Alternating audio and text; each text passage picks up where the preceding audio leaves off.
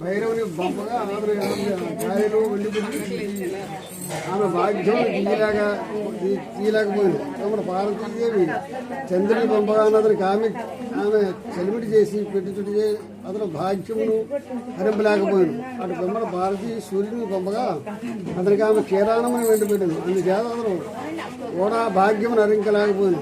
తమ అగ్ని బొమ్మగా ఆమె అతనికి అప్పాల నైవేద్యం పెట్టి చేత అతను భాగ్యం హరింపలేకపోయినాడు. బ్రహ్మడు శివుని పంపగా అతనికి ఆమె చిమ్మిలి పెట్టగా అతను కూడా భాగ్యం హరింపలేకపోయినాడు. తుదకు పార్వతీదేవి వెళ్ళగా ఆమెకు పులగం నైవేద్యం పెట్టింది.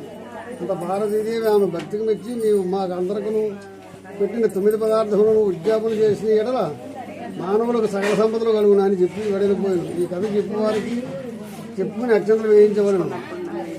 ఉద్యాపన 5 బిందుల నీళ్ళ 5 మానికలు అత్యవసరం వేసి 5 మూల లంగాస్తములు పుట్టి బంగారు నందిని నైవేద్యం పెట్టి బంధువులకు వడ్డించవలను. ఇది సంపాప్త అక్షంతలు అక్కడ వదలండి.